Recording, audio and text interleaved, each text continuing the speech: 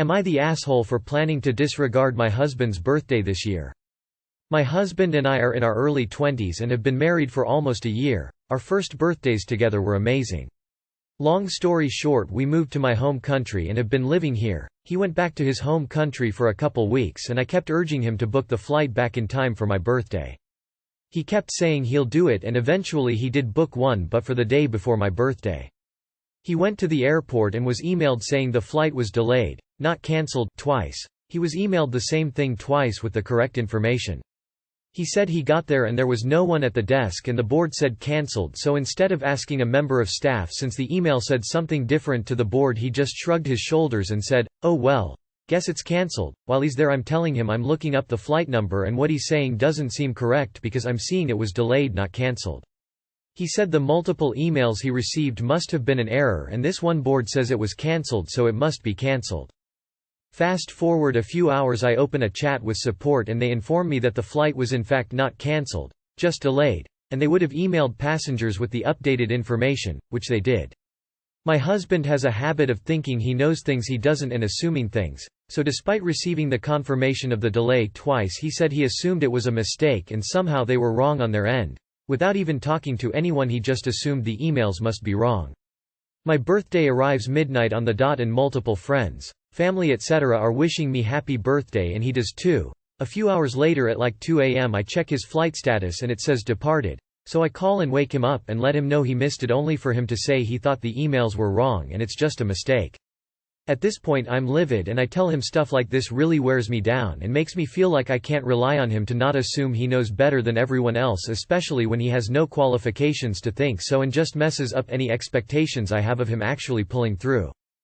He eventually says I'm being mean to him and he didn't do it on purpose, so I say I'll just find another shoulder to cry on. Now I'm sat here alone on my birthday after declining friends and family's offers to go out because I expected my husband to be here. I really don't think I can get over this, and if I do I'll just ignore his next few birthdays. I just feel like he messes up big time and then just says, sorry, and expects all to be forgiven. Am I the asshole for wanting to disregard his next few birthdays because I don't think it's fair for me to put effort into his big day when he couldn't be bothered to ask someone something before leaving the airport, going home and going to bed? Edit. I think what has me most frustrated is his arrogance and his everything must be wrong except the one thing I saw to confirm it's cancelled. The multiple emails, the online flight confirmation and tracker, it must all be wrong because I saw the board say cancelled. There's a possibility he may have misread the board, but he's not even willing to consider that. You are the asshole. He's a bit dumb clearly, but you ignoring his next few birthdays would be straight up spiteful and childish. An eye for an eye makes the whole world blind. But it wouldn't even be an eye for an eye, because nothing in your post even hints that he's done this deliberately. You ignoring multiple birthdays, however, is 100% deliberate. Your feelings have been hurt and you're lashing out at someone you're meant to love, instead of talking it out like an adult. Be better. I can't believe a person can be that dismissive about the real status of their flight, sees a sign and never verifies in spite of information to the contrary. Well, that is, unless he's looking for any reason to not go. I think husband left for good. You are the asshole. I think you need to grow up. Problems with delayed flights happen, it's stressful, it's confusing, and it seems like you were just focused on the fact that he's gonna miss your birthday the entire time. It's fine to express that you're disappointed, but seems like he did apologize, and now you're gonna hold this against him? And ignore his birthdays? Immature. You two need to have a proper, mature conversation about this and resolve the issue. He needs to sincerely apologize, make up to you, and be better. It's completely understandable why you are mad, sad, and more due to his behavior. However, intentionally disregarding multiple of his birthdays would be very hurtful, and intentionally hurting a loved one is never a good idea. It would become very difficult to fix things and can cause resentment from both of you. Am I the asshole for uninviting a bridesmaid to my wedding because of her support dog? For context, me and Amy have been friends since elementary school. We're no longer that close, but we still keep in touch, and she actually introduced me to my fiancé in college. So, I asked her to be a bridesmaid. The first time we meet, Amy brings Spud, her really cute pug. Unfortunately, I am really allergic to dogs. I mention this to her. She says that he has to accompany her because he's her emotional support dog. I'm not very knowledgeable on support animals, but I respect their role, so I try to accept it, but by the end of the day I'm a mess. Just disgusting, and I feel awful. I pull Amy aside and ask if there's any way she can leave Spud at home for the next meeting. She becomes upset, stating that for health reasons he has to accompany her, and I back down. After 2 more meetings, though, I can't do it because I feel too sick. I pull her aside again and tell her that I just can't be in the same room as Spud. She mentions she already bought him a little suit for the wedding, and I inform her there's just no way he can come. My ceremony is in a tiny church and he and I will inevitably be in close proximity. This kicks off a big discussion about the importance of support animals and mental health. I completely agree that mental health is significant and understand that Spud is helpful to her, but in the context of my wedding I just can't be around a dog. She asks if she had a medical condition, like seizures or diabetes, and needed Spud to help her survive if I would kick him out. I admitted I would have to think about it. She stated this is an example of ableism and that his role is just as important. I then ask if he can come to the wedding, but stay outside with her partner, or something, for the ceremony, and then join her for the reception, which is outside. She asks alternatively if I can just take an antihistamine for the ceremony. I let her know they don't work for me completely and I get really groggy, so I'd rather not. For another event I'd consider it, but for my own wedding I just don't want to make that kind of compromise. I have a few more exchanges with her and neither of us is budging. I then tell her that if she insists on bringing Spud to the ceremony, I'm going to ask her not to attend. She's upset and tells the rest of the wedding party, whose opinions are split. Another bridesmaid is now refusing to go unless I re-invite Spud. I have still refused. So, now both Amy and this bridesmaid have Venmo'd me for the cost of their dresses, and Spud's suit. I paid them. But they are still talking to more guests at the wedding about it and I just feel exhausted. I'm torn between annoyed at the impact this is having on my own wedding, but also the concern that I have made a cruel decision. I'm wondering if the right thing to do was to suck it up and let him come. Am I the asshole? Edit. A lot of people are asking why I paid for the clothes. A combination of feeling guilty, but also I just thought it would fix the drama. It didn't, lol, but I do think it helped a little. I also think I'm in a better place financially, so it wasn't a big deal. Just easier. Sorry, that seems kinda triggering for people. You should not uninvite her because of her dog. You should uninvite her because she is ridiculous and rude and entitled. She stated this is an example of ableism. No, it isn't. She is not disabled. Her dismissing your allergies, now that is ableism. You don't need her and her bullshit in your life. Ditch her. Not the asshole. Not the asshole, nope, not at all. You're allergic, that's a deal breaker. Also, it's a huge overstep for them to involve other guests. Not the asshole. I am not going to dive into the debate about S's. So let's just say that you both have legitimate medical needs related to the dog. Her medical need requires his presence. Your medical need requires his absence. If this was a workplace conflict, it would be complicated. However, since it is your wedding, there is really no question here, your needs take priority. Not the asshole. As a fellow allergy sufferer, I feel your pain. Too many people simply do not understand what it is like to be allergic to something and think those of us with allergies are just being jerks. I'm sorry this is happening over what should be a joyous occasion. Not the asshole. Amy, I love you. I'll always be thankful for introducing me to XX, and Spud is the cutest. I get how important he is to you, but like I've told you, I'm highly allergic to him and other dogs. I understand that you didn't like the alternatives I suggested, so it's with great sadness that I have to uninvite you. I have refunded you your money. Yes, you'll probably lose her friendship, but it's that or your health. On your wedding day. Am I the asshole for calling out my fiancé's 15-year-old nephew for staring and taking a picture of me? My fiancé Tim, 29, and I, 26, have been a couple for 6 years. Tim is ex-Mormon, and because he left the church, he has no contact with a lot of his family. Tim reconnected with his brother Zach, 35, and his wife Jess, 30, last year. Zach's family visited when the two reconciled, and they visited again last week. Last week was my first time meeting Zach's sons. They are sweet boys, but they clearly struggle with social skills. Tim said this is due to them being homeschooled for so long.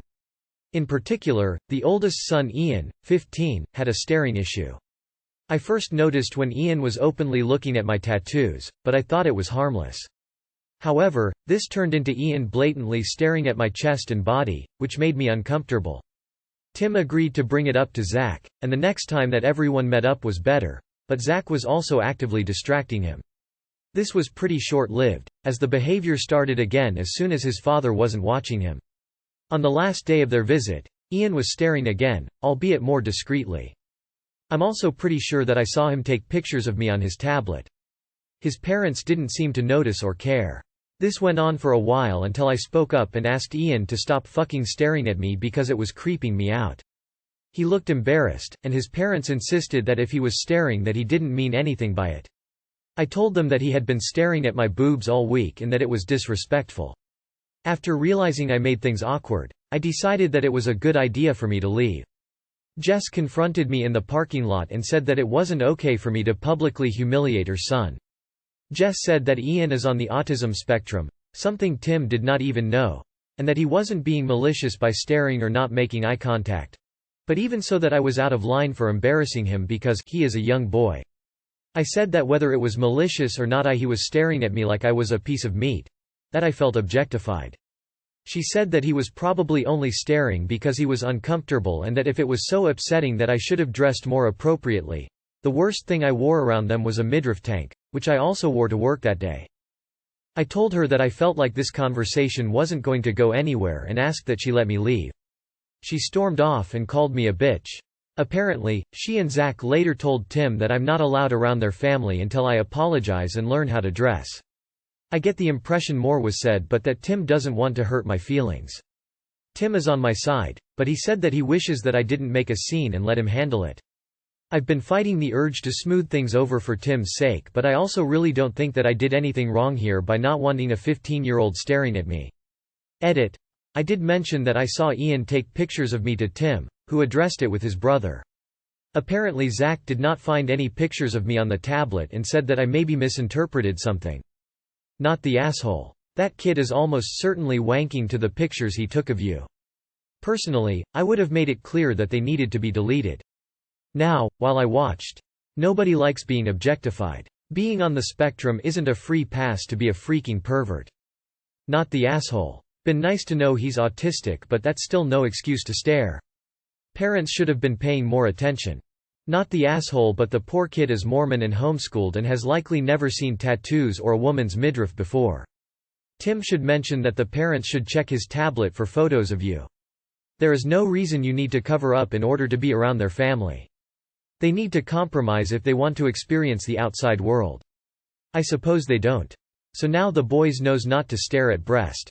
Mom needs to realize that her son can be labeled a creep for doing that. Not the asshole. Am I the asshole for saying that my sister made her own bed when she named her daughter like this? My sister, after years of trying to have children, got pregnant with my niece. When she told us the name, I explained in the best way that the name she chose was very common for the animal, even more simplified as she wanted. Normally this is a nickname. An example with an American name.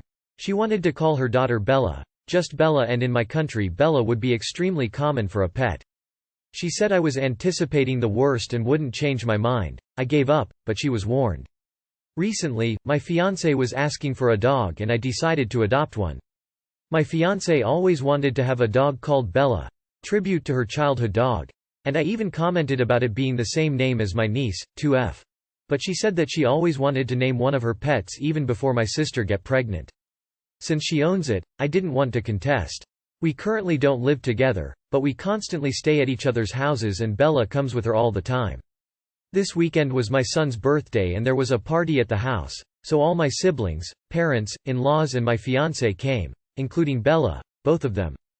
No one in my family had met her yet, not even a week after we adopted, and we introduced her.